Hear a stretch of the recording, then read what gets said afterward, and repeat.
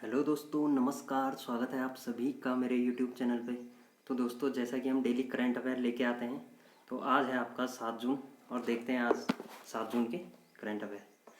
तो देखिए, पहला क्वेश्चन है आपका, विश्व पर्यावरण दिवस के अवसर पर किस राज्य ने प्राण वायु देवता पेंशन योजना शुरू की है? तो ये राज्य है आपका हरियाणा। ठीक है, हरियाणा की राजधानी होगी आपकी चंडीगढ़, राजस्थान की होगी जयपुर, उत्तर प्रदेश की होगी आपकी लखनऊ और बिहार की होगी पटना।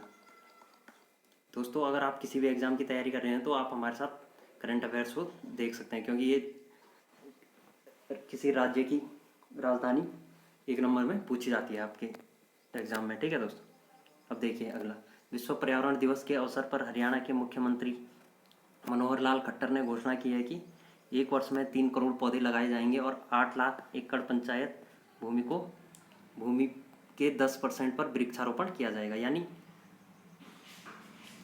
1 साल में 3 करोड़ पौधे लगाए जाएंगे और जो कोई भूमि होगी तो उसके 10% भाग पर क्या किया जाएगा? वृक्षारोपण किया जाएगा। ठीक है, जिसे जिसे आपका OXY फॉरेस्ट का नाम दिया जाएगा। ठीक है दोस्तों, अब देखिए, जैसे ये भूभाग है किसी का, तो इसका ये 10% हो गया, तो जैसे कोई भी भूभाग होगा तो उसका 10% पे आपके वृक्षारोपण किया जाएगा। ठीक है दोस्तों, और प्राणवायु देवता पेंशन के तहत 75 वर्ष पुराने पेड़ों के रख रखाव के लिए प्रतिवर्ष 2,500 की पेंशन राशि दी जाएगी। यानी जो 75 साल पुराने पेड़ पौधे हैं उनके लिए 2500 रुपये पेंशन दी जाएगी।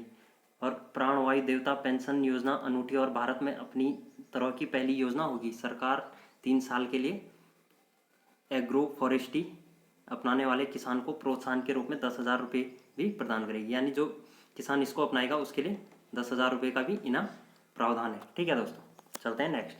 अगला क्वेश्चन आता है आपका, विश्व खाद्य सुरक्षा दिवस कब मनाया जाता है? तो ये आपका मनाया जाता है 7 जून को। ठीक है, अब देखते हैं। अब देखो, विश्व खाद्य सुरक्षा दिवस 7 जून को मनाया जाता है।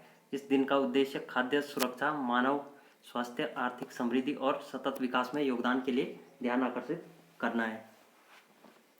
इस वर्ष की जो थीम है ये इम्पोर्टेंट है। ठीक है, तो देखिए, save food today for a healthy tomorrow. ठीक है, और WHO की ओर से संयुक्त राष्ट्र WHO और संयुक्त राष्ट्र के खाद्य और कृषि संगठन यानी FAO बताया था हमने आपको, फूड एंड एग्रीकल्चर ऑर्गेनाइजेशन, इसने संयुक्त रूप से राज्यों और अन्य संबंधित संगठनों के सहयोग से विश्व खाद्य सुरक्षा का पालन किया है। चलते हैं नेक्स्ट। अगला आता है आपका, transformation in times of crisis पुस्तक के लिए international business book the year award 2021 किसने जीता? यानी कुल मिला के business book year of the year का अवार्ड किसने जीता है? तो ये जीता है आपका जेरी विंड और नितिन राकेश ने। ठीक है, यानी A और B, यानी जेरी विंड और नितिन राकेश ने यह पुरस्कार जीता है। अब देखिए, इन लेखकों ने नेशन प्रेस द्वारा प्रकाशित अपनी हाल ही में लॉन्च की गई पुस्तक transformation in times of crisis के लिए 2021 का प्रतिष्ठित business book of the year का अवार्ड जीतकर इतिहास रच दिया है। लेखक नितिन राकेश 2017 से IT प्रमुख एम्फेसिस के CEO और कार्यकारी निदेशक हैं। ठीक है दोस्तों, चलते हैं नेक्स्ट। अगला क्वेश्चन आता है आपका, किस राज्य में रायमोना आरक्षित वन को 6ठे राष्ट्रीय उद्यान के रूप में उन्नत किया गया है? यानी जो असम राज्य है, ठीक है, तो इसका जो एक और राष्ट्रीय उद्यान के रूप में आरक्षित कर दिया गया है किसको? रायमोना आरक्षित वन को। जो रायमोना आरक्षित वन है उसको 6वां राष्ट्रीय उद्यान के रूप में आरक्षित कर दिया गया है। अब देखिए, विश्व पर्यावरण दिवस के अवसर पर असम के मुख्यमंत्री हिमंत बिस्वा शर्मा ने घोषणा की है कि भूटान की सीमा में लगे बायोलैंड टेरिटोरियल सीजन यानी BTR के रीजन के तहत कोकराझार में रायमोना रिजर्व फॉरेस्ट को राज्य के 6ठे राष्ट्रीय उद्यान के रूप में अपग्रेड किया जाएगा। राज्य में अब 6 राष्ट्रीय उद्यान है। ठीक है, इसके अलावा देहिंग पटकाई हो गया वन्य जीव अभ्यारण्य को राष्ट्रीय उद्यान में बदलने की प्रक्रिया भी प्रगति पर है। तो पहले आपके 5 राष्ट्रीय उद्यान थे और अभी पे एक देहिंग पटकाई राष्ट्रीय उद्यान है, तो इसको भी राष्ट्रीय उद्यान के रूप में बदलने की प्रक्रिया अभी हो रही है। ठीक है दोस्तों, अगला क्वेश्चन आपका, हाल ही में विश्व किस हाइड्रोग्राफिक सर्वेक्षण जहाज को 40 साल की सेवा के बाद डीकमीशन दिया गया है? तो ये आपका INS संस्थापक को। ठीक है, देखिए भारत ने स्वदेशी रूप से डिजाइन और निर्मित हाइड्रोग्राफिक सर्वे शिप INS संस्थापक सर्वे शिप INS जो संधायक है 40 वर्षों तक देश की सेवा करने के बाद सेवा से मुक्त कर दिया है। अब देखो, इस जहाज़ का जो निर्माण था वो GRSE कोलकाता में शुरू हुआ था और जहाज़ को भारतीय नौसेना ने 26 फरवरी 1981 को वाइस एडमिरल जो उस टाइम पे MK रॉय द्वारा कमीशन किया गया था, जो कि तत्कालीन flag officer commanding in chief पूर्वी नौसेना के कमान में था। ठीक है,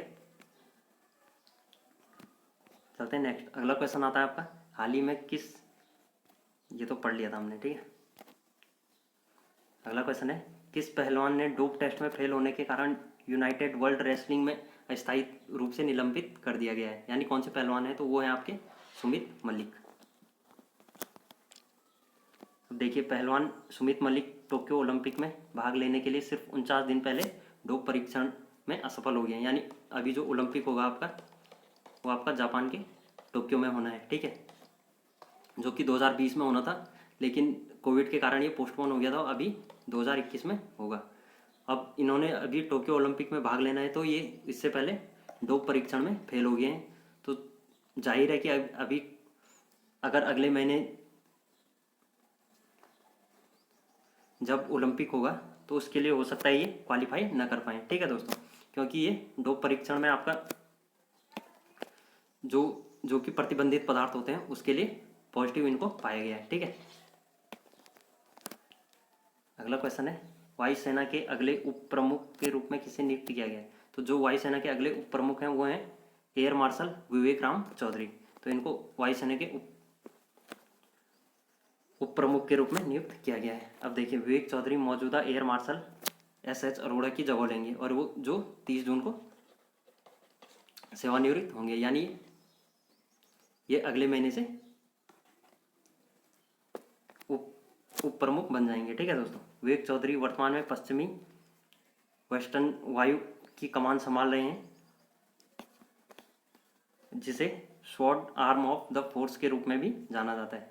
ठीक है, चलते हैं नेक्स्ट। अगला क्वेश्चन आता है आपका, किस भारतीय को अंतर्राष्ट्रीय तैराकी महासंघ ब्यूरो के सदस्य के रूप में चुना गया है? तो ये आपके वीरेंद्र नानावटी को अंतर्राष्ट्रीय तैराकी महासंघ ब्यूरो के सदस्य के रूप में चुन लिया गया है। अब देखिए, भारत के वीरेंद्र नानावती को कतर में दोहा आयोजित विश्व निकाय की जनरल कांग्रेस में अंतर्राष्ट्रीय तैराकी महासंघ के ब्यूरो के सदस्य के रूप में चुन लिया गया है। ये वर्तमान में भारतीय ओलंपिक संघ के उपाध्यक्ष और स्विमिंग फेडरेशन ऑफ इंडिया के कार्यकारी निदेशक हैं। तो जो आपके वीरेंद्र नानावती हैं, ये आपके अभी जो भारतीय ओलंपिक संघ है उसके उपाध्यक्ष हैं। ठीक है दोस्तों, तो इन्हें 2021 से 2025 के कार्यकाल के लिए अभी चुना गया है। ठीक है, चलते हैं नेक्स्ट। अगला क्वेश्चन आता है आपका, भारतीय नौसेना की एकमात्र परमाणु क्षमता वाली पनडुब्बी यानी INS चक्र लीज खत्म होने के बाद किस देश को लौटा दी गई? तो ये रूस को लौटा दी गई। तो जो भारतीय परमाणु क्षमता वाली पनडुब्बी थी INS चक्र, ये आपकी रूस से ली गई थी। ठीक है, तो रूस से ली गई तो इसका अभी जो कॉन्ट्रैक्ट है वो खत्म हो चुका है, तो अभी रूस को ये वापस कर दी जाएगी।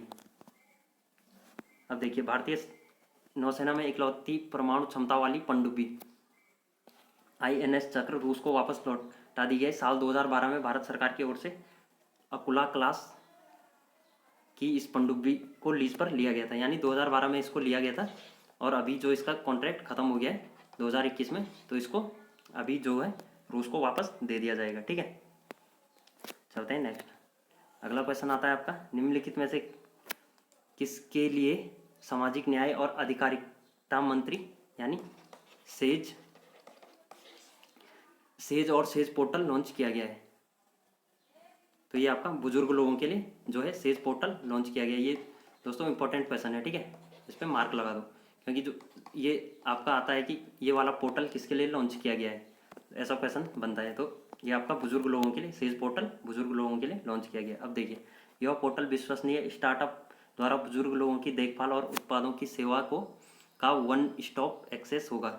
सेज के तहत चुने गए स्टार्टअप वे होंगे जो स्वास्थ्य, यात्रा होगी, वित्त, कानूनी, आवास, भोजन जैसे विभिन्न क्षेत्रों में बुजुर्ग व्यक्तियों को नए अभिनय उत्पाद और सेवाएं प्रदान करेंगे। ठीक है, तो सेज के जरिए आपको बुजुर्ग लोगों के लिए स्वास्थ्य हो गया, यात्रा हो गई, या वित्त, कानूनी जैसे आवास हो गया, भोजन हो गया, और इनके लिए उत्पाद और सेवाएं प्रदान करेंगे। ठीक है, सामाजिक और न्याय और अधिकारिता मंत्रालय इस योजना के लिए एक सूत्रधार के रूप में कार्य करेगा। ठीक है दोस्तों, तो आज के करंट अफेयर ये थे। उम्मीद है आपको सेशन अच्छा लगा होगा। अगर चैनल पे नए हो तो वीडियो को यार लाइक कर दो, अपने दोस्तों के साथ शेयर कर दो और चैनल को सब्सक्राइब कर दो। ठीक है दोस्तों, थैंक यू फॉर वॉचिंग। मिलते हैं अगले सेशन में।